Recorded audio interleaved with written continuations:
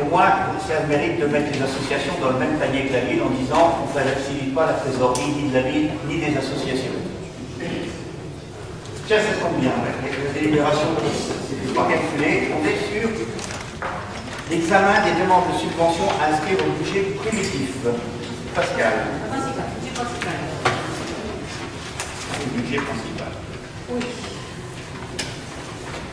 Alors, on va peut-être faire par grande famille. Donc, l'aide aux associations, je vais les citer, il y en a pas beaucoup là. Donc, l'école du chat, l'association du lapin-gris, la société protectrice des animaux, donc 11 600 €. Simplement, la SPA, donc c'est 11 100 € la subvention annuelle qui correspond à calculer par rapport c'est un montant par rapport au nombre d'habitants, pour information. Donc les 3 jumelages, après donc l'enseignement service commun 8 700 €, l'action culturelle 35 680 €, sport et jeunesse 327 420 €, les interventions sociales 39 580 € et l'intervention économique 75 €, ce qui nous fait un total de 428 947 € de subventions pour les associations qui leur seront versées en Des remarques? Oui, je mets dans cette délibération en pleine report de l'observation. D'abord, je veux préciser la chose dès le début. Ça évitera certaines personnes que je pense sur le tableau à l'interne des différents réseaux peuvent penser qu'on serait contre les associations, même que vous pouvez même être contre le sport. Si j'ai dit ça, ça me dérange pas trop, ça ne me dérange pas de dormir sitôt. Mais je voulais le préciser en passant. Donc, par rapport aux associations, notre position est très claire. Nous sommes pour la vie des associations. C'est une richesse pour la population d'Yzeure. D'accord d'être toujours à leur côté pour les encourager au maximum. Ceci étant précisé, aujourd'hui, bon, peut-être même que c'était débattu un peu plus de la commission des finances, mais ouais, vu le nombre de personnes que ça représente, ça mérite quand même qu'on s'attarde un petit peu au niveau du conseil. Aujourd'hui, on examine les subventions différentes avec des tarifs très différents les uns des autres. Est-ce que, si on regarde un petit peu qu'on recherche, mais ça ne veut rien dire puisque la totalité serait un petit peu plus basse qu'elle pouvait l'être sur le budget 2014, mais ça ne va pas changer bien loin. Je crois que c'est à peu près l'équivalent. Première question qu'on se pose, sur quelle base ces subventions sont attribuées aux associations? Par rapport à 2014, parce qu'on peut avoir un global identique, et puis certaines montées, d'autres descendues, on arrive à la même finalité. Ce sont des questions qu'on pose. Et s'il y a des différences, dans quel secteur, au niveau de quelle action, et pourquoi faire? Je dis ça parce que, au mois de décembre, 18 décembre exactement, cette même place, à poser des questions, il y a eu, je l'ai bien apprécié, la réponse qui nous avait été faite. Elle a dit, mais de toute façon, je pense que tout le monde a été dit et écrit, c'est vrai. Il y a un bilan détaillé qui est présenté par les associations lorsqu'ils présentent leur demande. Les associations, je comprends exactement les termes, fournissent toutes les informations et bilans qui sont étudiés par les services. Donc le travail est fait, est bien fait. On ne le remet pas en cause, mais c'est normal, hein, puisque pour avoir une subvention, les collectivités doivent avoir des justificatifs. La question, nous, pourquoi y a-t-il pas des colonnes là, qui pourraient nous faire apparaître? Mais rapidement, on n'a pas besoin d'un grand journal.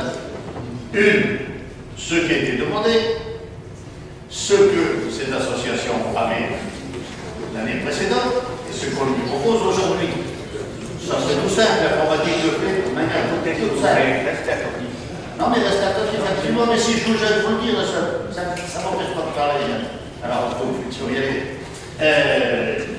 Parce que là aujourd'hui, est-ce suffisant? Est-ce insuffisant? Moi je ne sais pas. C'est la raison pour laquelle on ne votera pas pas attribuer des subventions aux associations, on ne votera pas sous la forme telle que cela nous est présenté aujourd'hui à cette séance. On demande d'avoir la clarté sur l'attribution de ces associations, sur ce que représentent ces associations. Il y a certaines, on les connaît, d'autres un petit peu moins, mais on ne connaît pas mal. Pour ma part, j'en connais beaucoup moins. Et quand même, on y va de temps en temps aussi quand on nous invite, et c'est très agréable. On voudrait quand même avoir un peu plus les détails. C'est pas difficile. Ce qu'elles ont obtenu l'année précédente, ce qu'elles demandent, et ce qu'on va leur proposer, et 2 lignes en dessous pour nous dire un petit peu si leur activité a progressé ou pas progressé. On ne va même pas aller, comme on pourrait peut-être le penser, mais non, ça ne nous intéresse pas, voir s'ils ont des réserves de trésorerie. On sait tout bien que l'association fait ce qu'elle peut avec ce qu'elle a, et c'est pas ce à ce niveau-là, pas tous les plus. Voilà, c'est la proposition que l'on fait, c'est une question, une proposition, et pour cette année, nous ne pourrons pas voter. Alors, je suis un peu surpris. Tout à l'heure, je vous ai félicité d'être présents les 5 ce soir. Oui. Mais alors, étiez-vous dans les commissions? Oui. Parce que dans les commissions, je rappelle, c'est ce qui se fait. Non, mais je vous ai laissé parler, vous me laissez nous. Le rôle des commissions, il est là. Dans le conseil, on ne va pas prendre des dossiers à part. Il y a toutes les commissions se sont réunies pour discuter des associations qui relevaient de leur secteur.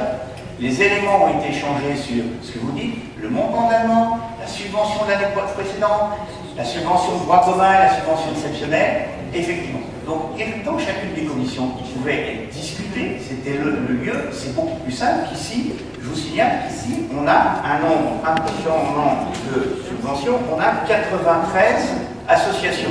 Ça ne peut pas être constitué. Donc tous ces documents, si vous en avez, vous les aviez, vous pouviez en discuter en commission, et vous aviez qu'à échanger entre produits. Donc on a ces éléments, et y compris, on va même aller plus loin, parce que par rapport au fonds, aux réserves, il est important qu'on aille plus loin, parce que notre prochaine étape avec les associations, c'est de travailler avec elles pour celles qui ont des fonds de réserve. On n'a pas non plus à financer des associations qui ont des fonds de réserve à des montants. Quand une association a 4 ou 5 ans de fonctionnement d'avance, on peut se poser la question. Voilà. Par contre, j'ai vu qu'il y a une autre demande de parole. Michel. Oui, moi je rejoins pas tout à fait tout ce qui a été dit, mais pour discuter de la répartition des subventions, on avait juste une convocation avec un papier libre, il n'y avait pas d'éléments dessus. Les associations, il faut peut-être qu'on connaisse un peu plus ce qu'elles sont, leurs effectifs sportifs, l'encadrement, la qualité d'encadrement, les professionnels dedans, le niveau d'évolution, le tarif de cotisation, etc. Certaines associations, on a vu aussi, elles avaient une convention relative à la transparence financière qui dépasse les 23 000 € de subvention. Et là aussi, il aurait fallu avoir connaissance du compte rendu, de l'application de ces mesures. Et puis aussi du rapport du commissaire au compte. Ça, on l'a pas eu en commission. Ensuite, la question qui se pose, c'est quelle est la pertinence de la subvention, c'était pourquoi faire, c'est quels sont les objectifs. Ça, c'était un préalable qui aurait été important à discuter en commission et voir. Alors, je vous l'ai dit, on avait 2 catégories de clubs, il y a ceux qui étaient conventionnés, les 2 clubs de football, et tous les autres, dans la subvention, est de l'ordre de 20 à 30 fois inférieure. Alors, on se pose la question, pourquoi tant d'écart? Voilà, après, il y a peut-être des réponses, hein, mais il faut les connaître. Bon, on va dire les problématiques sont liées au fonctionnement justifié une aide financière. Sans les mêmes, mais tous les clubs ont les mêmes soucis, hein, ils ont des déplacements, des hébergements, ils ont des frais. Mais il y a une différence quand même, c'est que pour certains clubs, c'est tout payé, pour d'autres, en dehors du football, tous les sportifs payent eux-mêmes leurs déplacements, leurs équipements, souvent ils doivent se débrouiller. Alors effectivement, la Fédération française de football touche des dividendes indécents grâce au droit de TV et elle reverse à ses clubs, ce qui est très bien, mais la question qu'on se pose, pourquoi l'argent du contribuable va encore subventionner ceux qui en ont le plus? Est-ce bien normal? Ne serait-il pas au contraire judicieux d'aider les clubs qui en ont moins, et ceux des fédérations pauvres, ceux qui développent le sport local? Il y a tant de jeunes qui aimeraient faire autre chose que du football. Tous ne peuvent pas se payer des licences de gymnastique, de judo, d'athlétisme, avec des concessions de 100 à 200 €, et en plus, il faut qu'ils payent leurs équipements. N'oublions pas que notre population se paupérise, les jeunes sont touchés par le chômage et la précarité. Mais malgré ça, ils n'ont pas trop le choix de choisir le sport. Ils sont obligés de faire soit du football, soit pas du tout. Donc on se se demande où est l'égalité face à la pratique sportive. Heureusement, il y a une chose à Iser qui est bien par contre, c'est qu'à Isatis, nous avons un outil exceptionnel avec des prix là par contre très abordables. Mais je me suis aperçu aussi que malheureusement, il y a un petit bémol, on trouve que surtout les classes moyennes, il n'y a pas de jeux. Et là, c'est une question qu'il faudrait qu'on se pose aussi. Enfin, par rapport à la répartition des subventions, on a remarqué que les plus faibles avaient été épargnés et qu'elles n'avaient pas baissé pour eux. Donc nous, on sera d'accord pour voter ce budget de subvention. Ce qui n'est pas dans toutes les communes pareilles. Jérôme, tu veux? Oui, par rapport aux points qui ont été soulevés au tout début là. Donc dans le document de travail de la commission sport, il est bien clair, M. Couchard pourra le confirmer, à M. Euzet. Donc il y a bien la demande qui a été faite pour l'année 2015 et la subvention touchée en 2014 et la proposition de subvention pour 2015. Les points qui vous manquaient ont bien été discutés en commission sport. Donc votre réserve n'est pas valable. Par contre, par rapport aux précisions de Michel, c'est honnête ce que dit Michel parce qu'on en discute en commission, on a échangé dessus. Il y a quelques points sur lesquels je ne suis pas d'accord avec toi par rapport au fait que les licenciés, on les précise, le nombre de licenciés, le pourcentage disent rien. De dire que certains payent leurs équipements, d'autres ne les payent pas. Il ne faut pas croire que les footballeurs, comme tu les as cités, soient habillés chaussures, shorts, chaussettes, maillots, suite d'entraînement, kawaii, la totale, il ne faut quand même pas faire croire ça, c'est pas vrai. D'accord ? Par rapport à la différence de 20 à 30 fois, elle est aussi exagérée. On a beaucoup de clubs qui touchent autour de 10 000 euros. On n'a pas de clubs qui touchent 300 000 euros. Donc 20 à 30 fois, c'est un petit peu exagéré, je pense. Donc sur les 33 associations sportives, 32 associations sportives ont été maintenues. Ce n'est pas le cas dans toutes les agglomérations. Donc je pense que le travail en commission s'est très bien fait. Et je pense que le choix d'avoir maintenu 30 sessions sur 33, je trouve que c'est une très bonne chose. Alors je crois qu'on pourrait le reprendre dans une commission, donc je vais faire un petit peu un complément, parce qu'effectivement, là aussi on focalise, et c'est normal parce qu'on est sur le budget, sur les montants financiers. Ce qui est important aussi, c'est toute l'aide indirecte qu'on apporte à l'ensemble des collectivités, des associations, pour le prêt de matériel, le prêt personnel, quand on monte du matériel. On sait que souvent ce montant-là, et on le chiffrera, vous verrez quand on aura fait le chiffrage 2014, est souvent 2 fois supérieur au montant financier. Parce qu'en fait, l'aide indirecte est plus importante presque que le montant financier. Vous le verrez quand on l'aura. C'est vrai qu'effectivement, la facilité, je suis d'accord, ça aurait été de prendre une simple décision comme le vu dans certains endroits où on décide de baisser de 5% ou 10%, on fait des mathématiques, c'est bien plus simple, on prend celle de l'année dernière. Ce n'est pas le cas. Je rappelle que dans les commissions, les collègues avaient les dossiers déposés par les associations. Donc si dans les commissions vous aviez voulu poser des questions, la balle était dans votre camp, vous aurez pu savoir tout ce que vous voulez puisqu'on avait les dossiers. J'ai envie de dire à un moment, c'est peut-être le mieux aussi d'aller poser des questions. Hein. Donc à un moment, allez-y. Et si je regarde un petit peu la totalité, aujourd'hui, on est pour 2015, 93 associations. Et si on regarde par rapport à l'année dernière, il y en a 5 qui sont plus aidées parce qu'elles n'ont pas demandé, d'autres qui ont disparu, et il y en a 4 nouvelles. Vous voyez, il n'y a pas un si grand nombre qui change. Il y en a 77 qui sont restés sur le même montant de subvention en termes de fonctionnement de droit commun. C'est-à-dire plus de 80%, ça n'a pas bougé. Ce qui a bougé dans certains cas, c'est ce que vous voyez aussi dans cette délire, c'est que les associations ont généralement l'habitude de jouer le jeu. Et quand elles ont une activité exceptionnelle sur une année, elles nous invitent, elles nous disent, cette année, j'ai ça d'exceptionnel, est-ce que je pourrais pas aider? Et volontairement, si on décrit la subvention exceptionnelle, y compris dans la délire d'aujourd'hui, parce qu'on sait bien que si on fait une subvention globale, l'exceptionnel devient le droit commun de l'année suivante. Donc à un moment, l'exceptionnel, il peut être la deuxième année, parce qu'on peut l'avoir, comme on peut ne plus l'avoir, cette activité. Et ça, c'est important. Aujourd'hui, 77 n'ont pas bougé. Il y en a 4 qui ont été augmentés, parce qu'elles nous l'ont demandé, qu'elles ont justifié. Et puis, parce qu'il y en a d'autres qui ont demandé, vous savez, des fois les tableaux sont, c'est pas vous que je vais apprendre, que des fois le président dit, tiens, allez, je vais mettre un petit peu plus, si je mets 10-20%, ça va bien passer. Ben, la commission ou les collègues, ils ont dû regarder en se disant, ben, s'il n'y a rien de plus, pourquoi, alors qu'on avait dit qu'on essayait de rester. Il y en a 8, il faut savoir, qui ont baissé. Quand c'est 8 qui ont baissé, il y en a 3, c'est à leur demande. C'est-à-dire qu'on a des associations qui nous disent, ok, moi par rapport à ça, j'ai besoin de moi l'année prochaine, qui est intéressant. Il faut savoir qu'on en a même une qui fait qu'une année sur 2 ou 3. Parce que quand elle a besoin, elle ne demande pas. Par contre, quand elle a besoin, elle demande un montant plus important. C'est des fois plus compliqué pour nous budgétairement, mais ça a le mérite de dire, attendez, moi j'ai une activité exceptionnelle qui doit venir tous les 3-4 ans, les autres années, je me débrouille tout seul. Et on a 3, les comités de jumelage qui font d'une année à l'autre en fonction de l'activité forte qui peut monter ou baisser, parce que là c'est lié à l'activité.